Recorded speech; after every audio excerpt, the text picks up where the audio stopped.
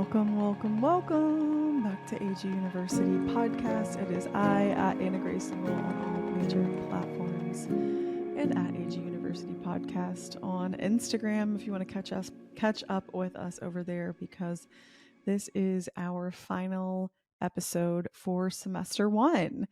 We will be taking a little bit of a Christmas break, and I hope you guys get a nice break over the Christmas holiday or whatever holiday that you're celebrating, the new year. I am really taking my own advice this year, and I am not hitting the ground running January 1. I really like to align with the seasons of nature, and that is still the dead of winter. We technically are in hibernation mode. So, taking my own advice, and we're going to take a little bit of a break just to give myself and Team AGU just some time off to be with family and friends over the holidays. So, yes, thank you guys for being here for semester 1. This episode that I'm going to record today is going to be my alcohol story time after 2 years of completely removing alcohol from my lifestyle. What I've learned, where I'm at, and how I'm reapproaching alcohol going forward in life. So I recorded this at the beginning of the semester, and it was the episode I told you guys where I talked for a full hour and then the audio just mysteriously glitched. There was a glitch in the matrix. I don't know what happened. The episode just disappeared. So I'm not sure. Maybe it just wasn't time.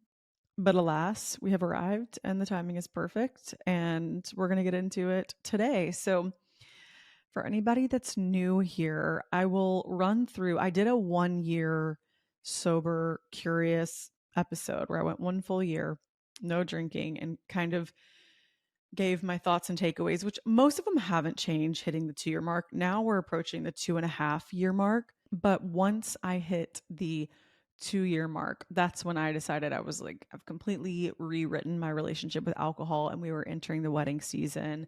And so Austin and I both, had a discussion as to how we wanted to approach alcohol being in our lives going forward. But alas, I will get there.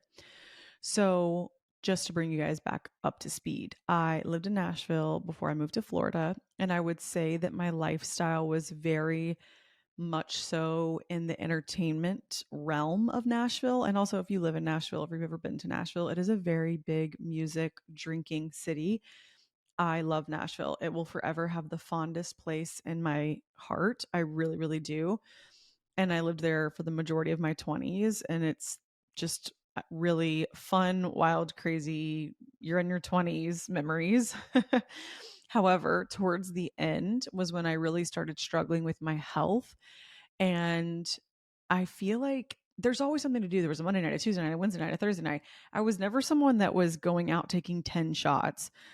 I was never going just getting absolutely blitzed. But when you just casually start going out 3 to 4 times a week, having a skinny marg here and a little cocktail here, and it just starts adding up to where you're like, wow, I actually drink a lot. Like, I was drinking a lot. And I always want to approach this episode. This is really sober curious content. I never identified as someone who had a drinking problem or as someone who needed to go to rehab. And so I just want to be really clear with that on the front end, that my reasons for stepping away from alcohol were mostly health related. And then it turned into just completely evaluating the role that alcohol played in my life. So I fainted 3 times in, let's see, I was like 28. I just, that could be 27, 28. And when I fainted once, there was 3 different times. I fainted once, I fell, I broke my nose. And I feel like my body was just really starting to say, no, no, no, no. Like, no, we're done drinking. I don't know what it is. I had tests run. It was kind of a mystery, like most, in, I don't know, dramatic situations in my life. Not a lot of information, but I recognize after the 3rd time I fell and literally smacked my head, I was like, okay, each time that I have fainted, this was a experience where I wasn't even drinking in excess. I had worked all day. I did a shoot, went to a influencer event, had a glass of champagne, and then went on a date. This was before Austin. Went on a date with another guy to a concert and had a beer. And that was when the first time I fainted and broke my nose. So You see, that wasn't like anything crazy. It was very, very strange. I got a concussion. I ended up having to go to the emergency room. Not like I wasn't like rushed there in an ambulance or anything, but I was just worried about my nose. And so that was just a very jarring experience. And then I fainted 2 more times out drinking with friends. And at this point, I was already into my intuitive work. And I just feel like I just feel like alcohol was just not mixing well with me. I don't know what else to say other than that. I had been out on Broadway, day drinking with some girlfriends. We went and got sushi and drank, some cocktails at dinner. And it wasn't like like I said, there was ever a time where I was ripping shots. It was just kind of like a gradual, like long day of just doing stuff all day. Fainted at my friend Allie's house in her kitchen, smacked my head again really hard, had a wine glass in my hand and it shattered. Like we were kind of just having a girls' night. It wasn't like I was out at the club until 4 a.m. Like this was like 8 o'clock at night. Um, and then the third and final, Shannon and I were going to Stagecoach with Show Me Your Moo doing a influencer collab. And Shannon and I think our flight was delayed, and we had I want to say it was a screwdriver, like a vodka orange juice. I don't know. That is some Shannon coded drink that she would order at an airport. Something with an orange juice, and I drank half of it. That was it, you guys. Got on the plane and had a full-blown episode on the airplane, unconscious, felt terrible pretty much the whole rest of the weekend, could not drink.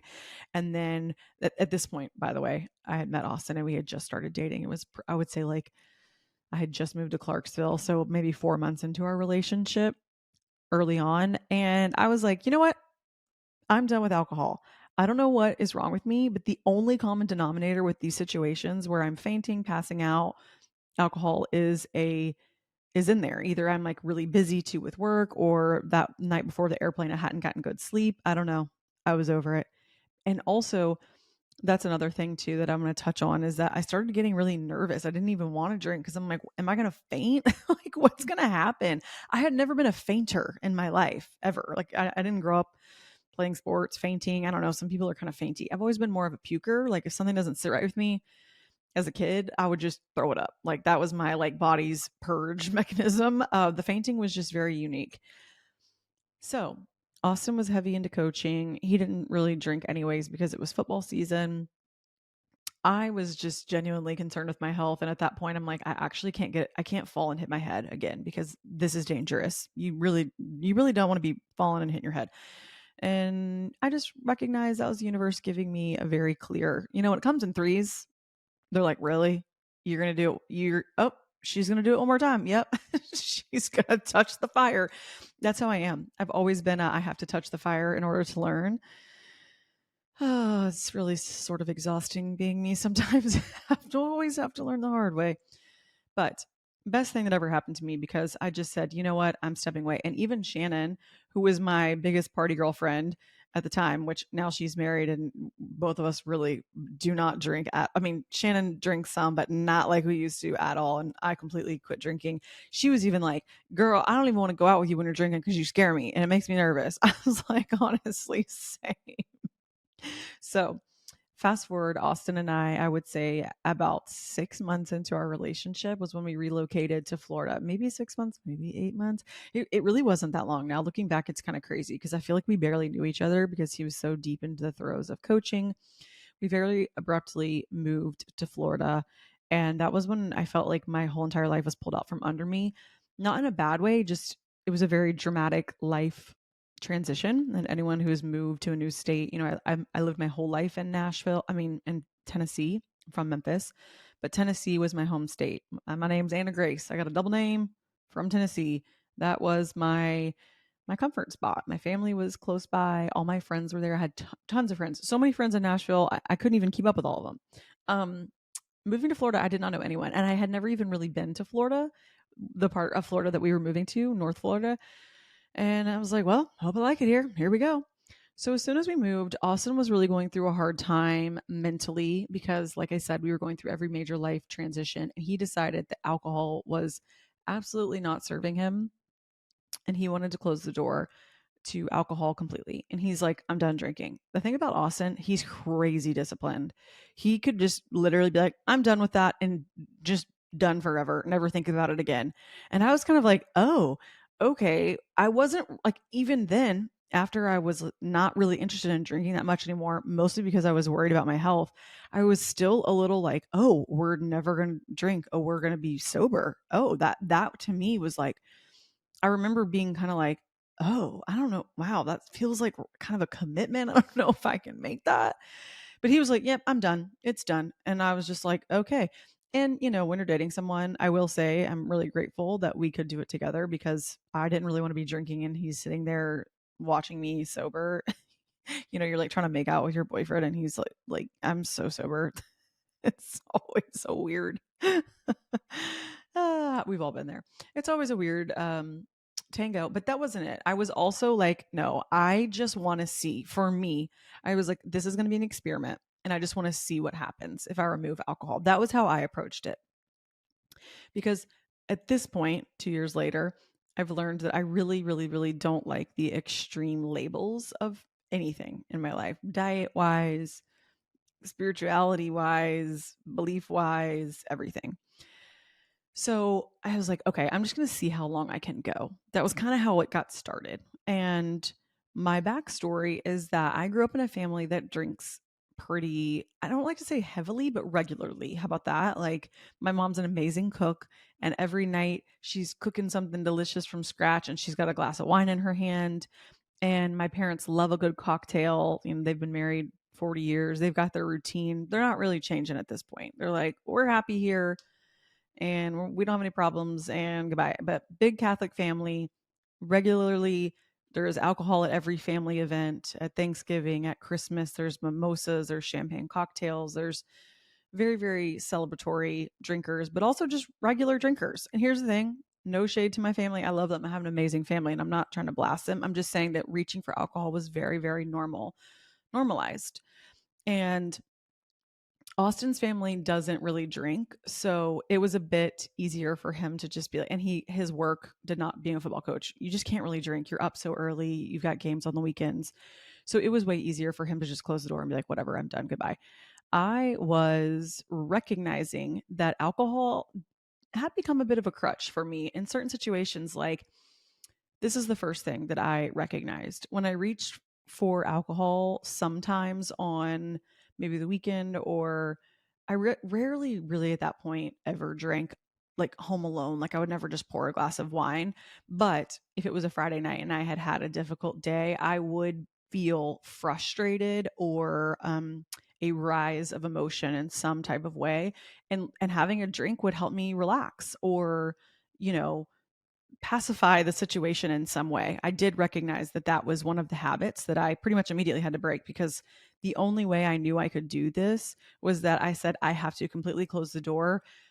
I think I initially kind of tried before we moved to Florida to say, I'm only going to drink for special events or special occasions. But then you've got a million special events. It's like somebody's a wedding or a birthday or something. And they're like, is this not a special event? We're celebrating my engagement, So I really had to just say, Anna Grace, we got to draw the line, because I am a social creature. I'm a celebratory creature.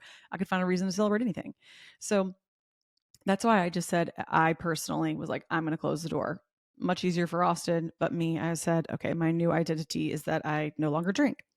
And I actually want to tell you guys that that was way easier than I thought. I really thought I was gonna have to explain myself. I feel like in the beginning, maybe I kind of did, just to let people know. Like, I was always like, I don't drink for health reasons. Um, you know, I don't know. Austin never explained himself. Another thing, he's such a king. He never gives his power away. And I learned that very quickly from him. He was like, my decision to reach for an alcoholic beverage, I consider nobody's opinion but my own. He is very, very strong on that. So that was a good lesson for me, and one that I could pass to you. And we'd go out and I would just be like, oh, no, thanks. No, I don't drink. That's okay. And people really were like, oh, okay, move right along. Or I would just hold a mocktail in my hand and no one ever knew. It was way less of a ordeal than I thought it was going to be. Like, I thought, you know, I was going to, I don't know, it was going to be a bigger issue than it was. It actually wasn't. The next thing was, we lived in a brand new city where I didn't know anyone, and removing alcohol from the table was really hard in the beginning, but the best thing that I ever did, because looking back over the last 2 years, all of my closest friends right now really don't drink. it was really cool to remove alcohol from that situation because it's so easy to move to a new city and be like, hey, let's grab a drink, or hey, let's do this, let's go here. And everything just starts to revolve around alcohol because as adults, we really honestly don't even, it's hard to just go out and there not be some type of a beverage in the equation. But it was cool because it forced me to meet people in other ways, in other areas, go to different events, go to local sound baths, go to places where alcohol was not the main event. And that was such a gift because like truly my best friend here that lives right down the street from me, she doesn't drink at all. And that's just been really cool that we've been able to form a friendship doing so many other fun things. We go to local events and we're both into the same things. And yeah, it just allowed me to form way more meaningful and deeper connections with people. And drinking's not even on the table.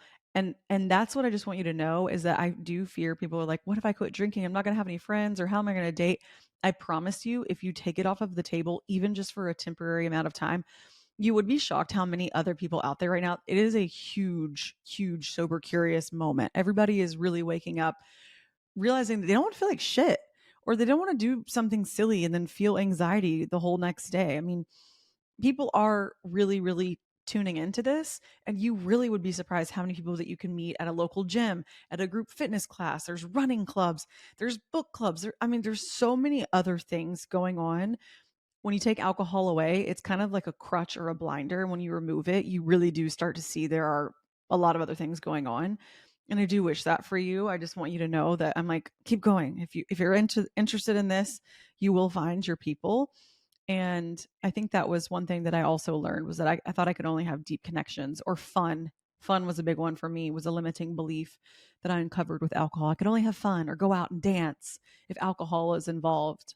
I had the most fun time of my life with two of my friends going to an ecstatic dance party, which is kind of like a somatic dance class where we just danced in the dark. It was kind of like you're at a club and everyone was completely sober. Like I promise you, whatever void or thing that you think that it's going to fill, there is a better alternative that exists. You just have to look around. And I feel like, yeah, just closing those doors opened up so many other doors that would have never been opened for me. Also, just taking alcohol out of the equation, another reason that I'm like, if you're considering this, I just knew that I wasn't quite where I wanted to be in life. And it became a really big distraction for me. It was very easy to just go out and grab a drink. Again, what I said about the emotions, if I felt I'd had a hard week or I was frustrated, I was ignoring those emotions. And I didn't realize that that was actually just numbing and suppressing or avoiding. And that was the biggest thing that I corrected. Obviously, now you guys know I'm obsessed with nervous system regulation, somatic tools. At the time, I didn't have as many tools as I have now. So now I recognize, like, I would say like the first few months, I just started to note every time that I'm like, ooh, if old me would have reached for a drink, what is new me going to do? When there is no drink in the equation, when you're sad, when you're bored, boredom, let's talk about that. Boredom is a big one. So many people drink out of boredom.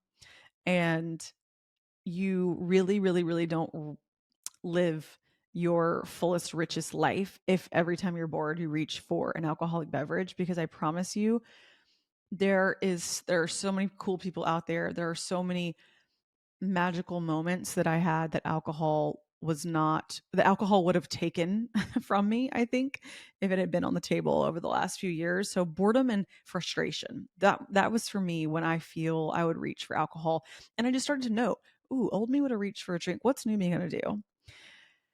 And that was a very, very beautifully profound shift, and maybe just one you could ask yourself, like, when do I reach for a drink? Why do I reach for a drink? And I'm not saying that you have to quit drinking and be sober for the rest of your life.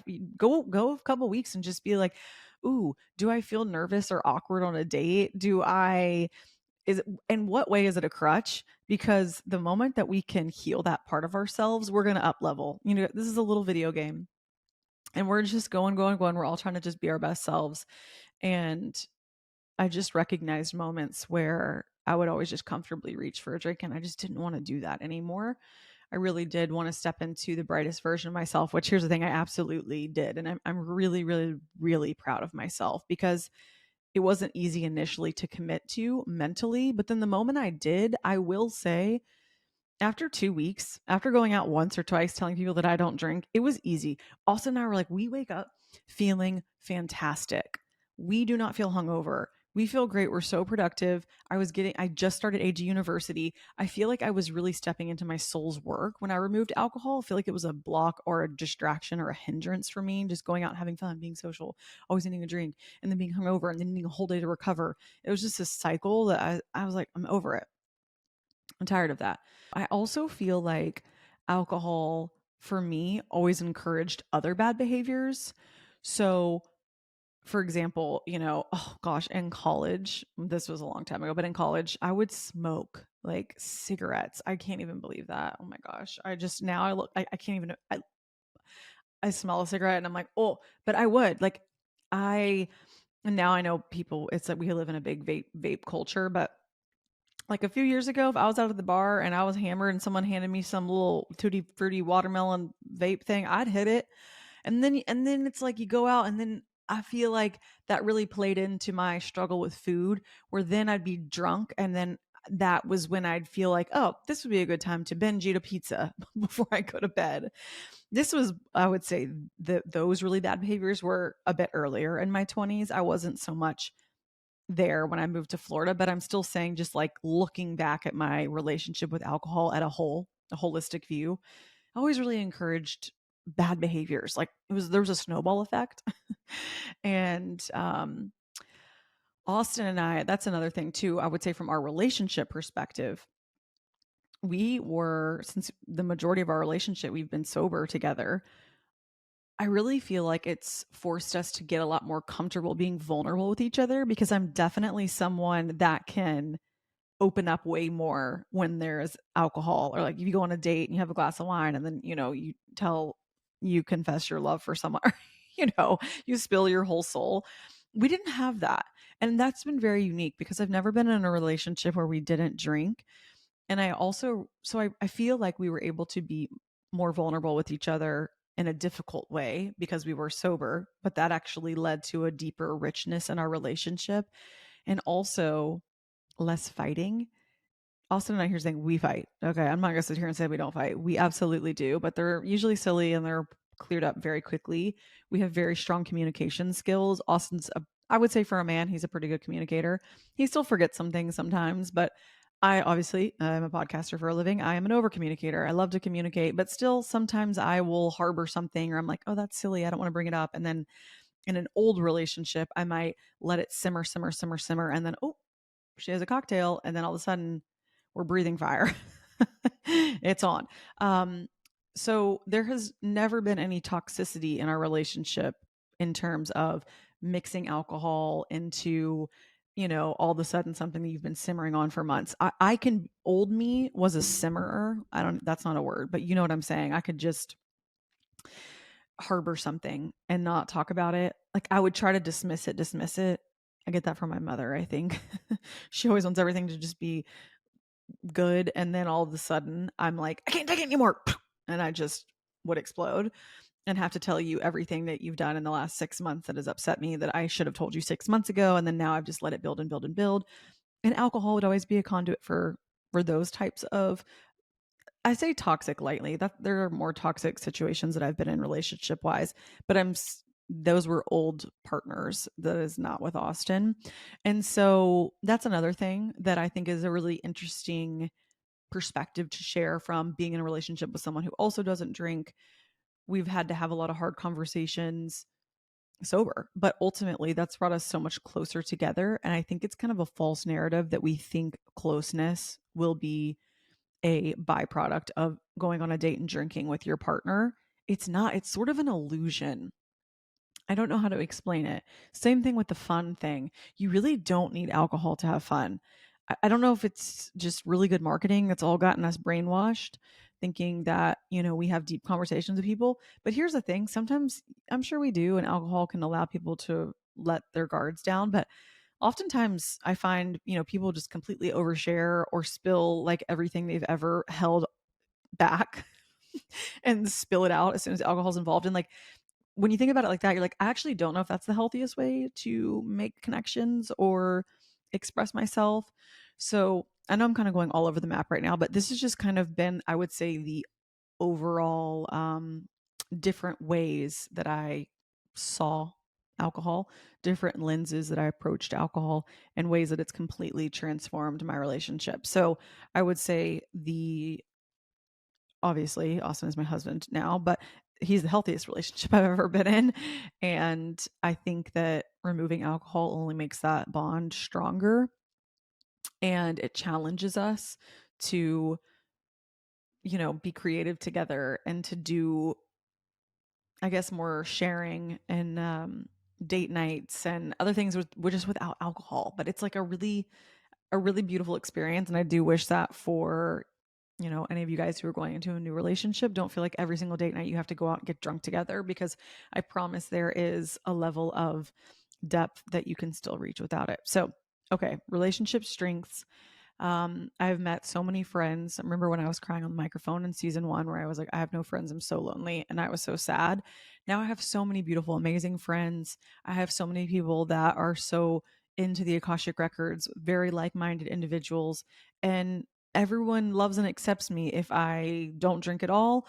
Now, headed into our wedding, this is kind of where I shifted back into. So, over the last 2 years, completely removing alcohol from my life, this is what I experienced health wise. I will say within the first few months was the most dramatic. Inflammation left my body, inflammation left my face. I just looked brighter. Everywhere I went, people were asking me if I was pregnant. I was I was like, "You guys, I'm not pregnant. I just quit drinking." And I really do feel like my overall auric field got so strong. I feel like the light within me got strong. I just feel like alcohol was kind of dimming it. But keep in mind, I was regularly drinking, not going out getting schlammer hammered, but I was just reaching for alcohol very casually on a regular basis during the week or weekend or whatever, like going to events, blah blah blah. So I did notice a physical appearance very, I would say very quickly in the beginning.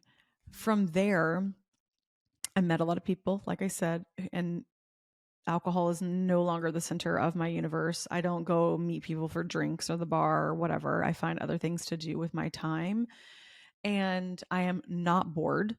I think that's another thing. Alcohol, that's a trap. It's an illusion. I am not bored. I have so much purpose and happiness. This morning I was literally like, I love my life. I love this life. I love that I don't need to, and maybe I just healed something within me that I was afraid to be bored because I didn't really want to sit with myself. I love sitting with myself. I love just the other day I just drove 30 minutes, not listening to any music, just sort of sat with myself, just thinking. I don't know if that's on maturing, but I do think that I no longer avoid by drinking.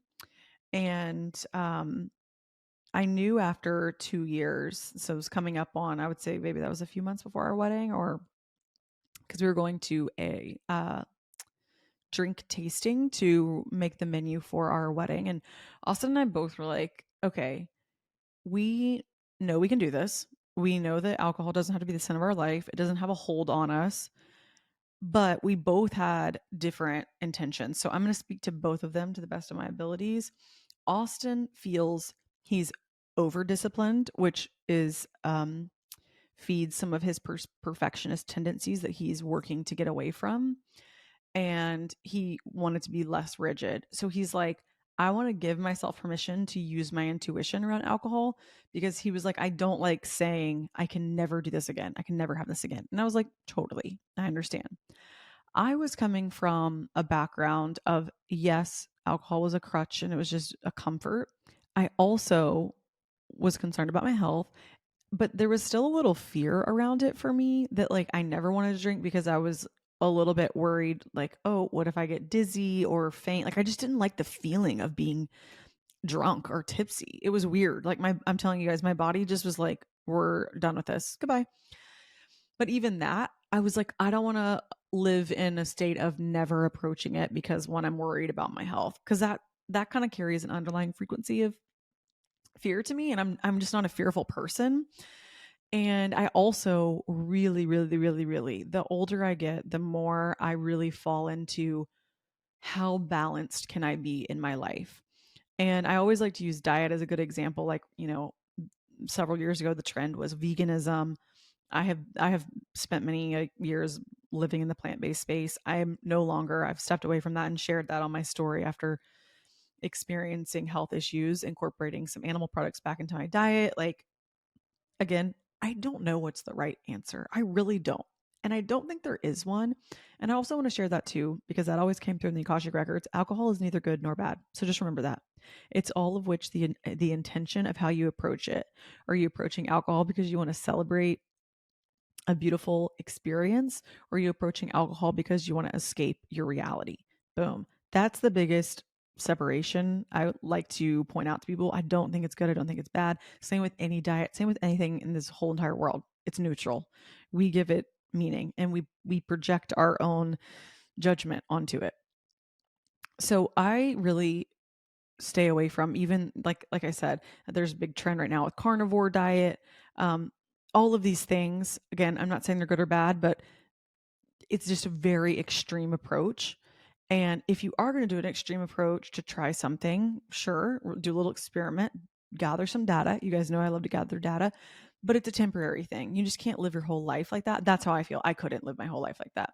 I had to do the liver detox diet, and it was terrible. It just reminded me how much I was like, it was basically like protein, vegetable, broth, protein shake. That was it. There was just, oof. But it was necessary. I did it because I needed to, lighten my liver situation, and I did. But 30 days and I was like, done. Um, and so that was how I felt reapproaching alcohol. I was like, I don't want to say, Anna Grace, you can never have this again, because I don't like living in that extreme situation. Because then, at some point in my life, I have a drink again. Like, I don't want to be fearful of, am I going to faint? Like, all of those thoughts. I was like, I just want to live really, really rooted in myself and my power and my intuition. And I remembered I was going to, there's been a few different times where I was like, wow, like a glass of champagne sounds really nice right now, but I would deny it. I would be like, no, I don't want that. Like, this was like after the 2-year mark. Cause we honestly, I don't really feel like we gave it a time limit. I can't even really remember. We were just like, let's just see how long this goes.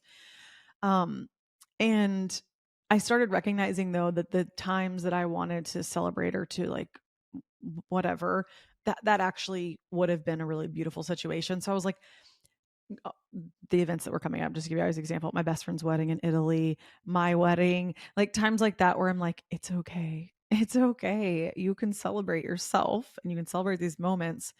And what I learned reintroducing alcohol back into my life, first of all, I have absolutely no interest in liquor. I don't know. I used to drink skinny margs all the time, used to drink tequila all the time. Couldn't be less interested. I don't know what it is. I just have zero draw. And again, allowing my intuition to lead. My intuition got so much stronger, by the way, and so clear without alcohol. So reapproaching it, I'm just very clear. And I know exactly if it feels like a yes or a no. Um, I still, I mean, Austin and I last night were like, we would say pretty much for the most part, we really don't drink.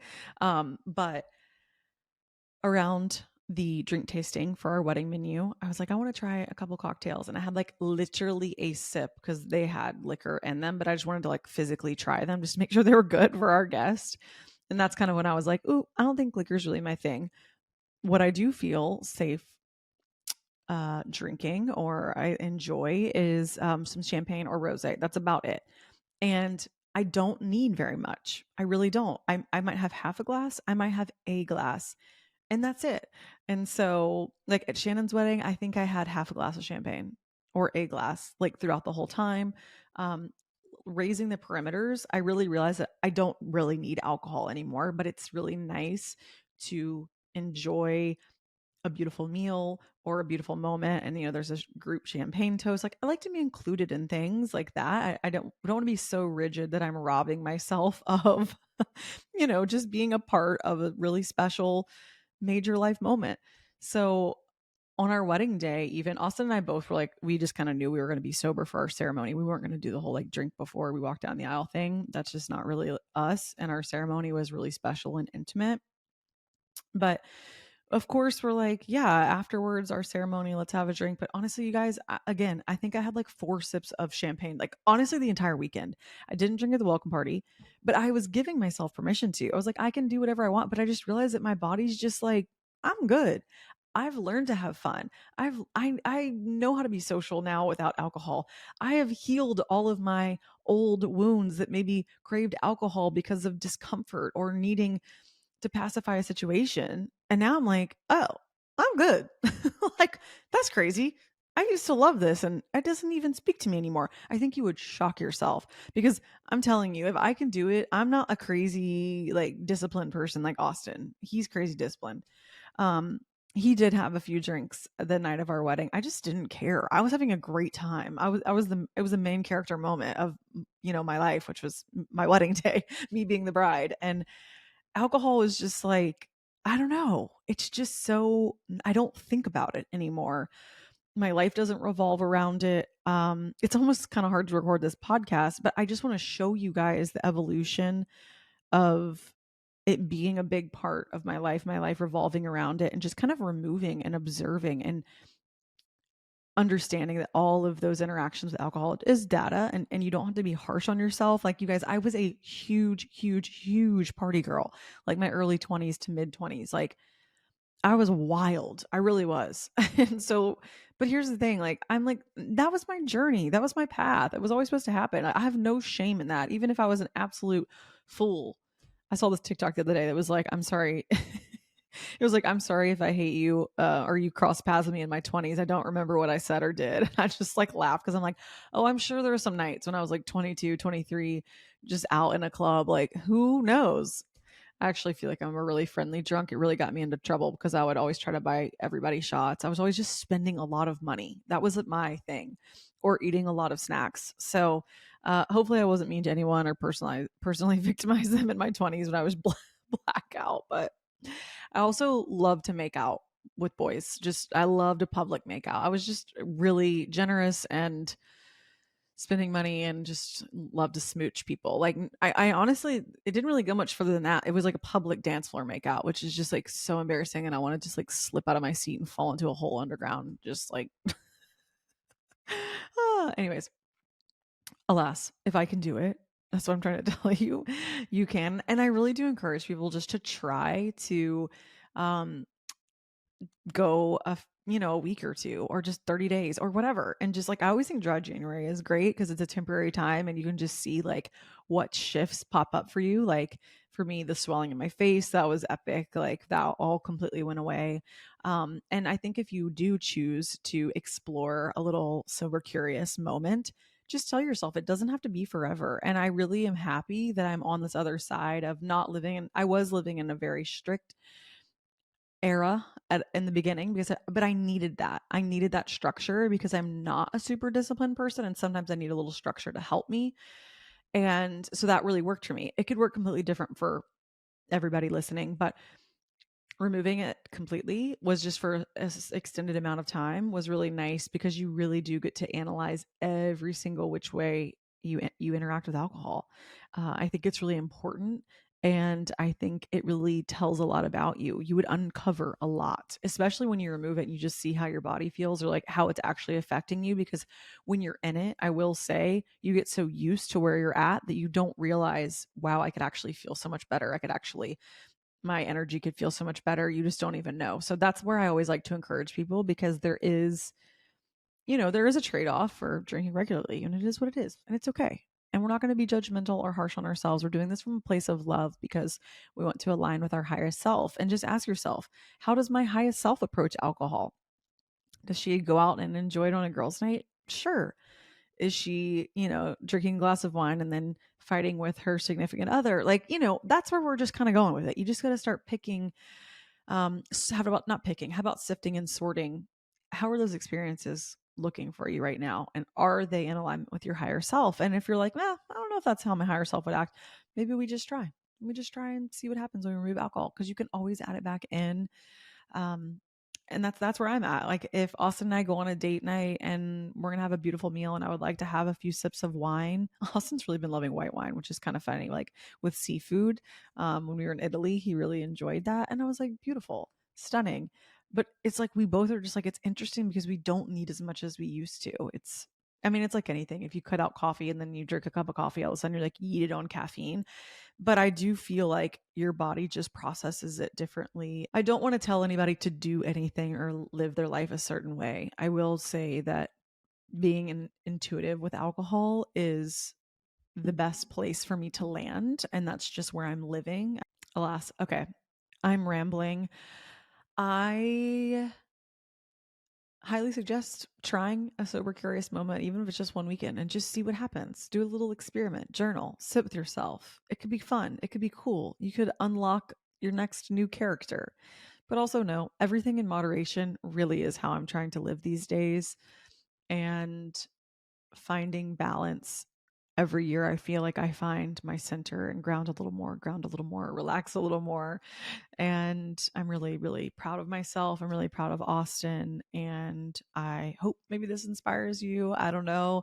I know everyone's story is so different, but I appreciate you guys coming to class. And just a reminder that we'll be back for semester 2 sometime in the new year. And in the meantime, I'm already going to miss you guys, but I love you and I hope you have a beautiful day. And thank you for your support always and for being a dancing unicorn here at AG University. Mwah. Bye. As always, I just wanted to say thank you so much for tuning in. If you feel so called or if it feels aligned, I would love for you to leave me a review here. I always love reading your beautiful thoughts and messages.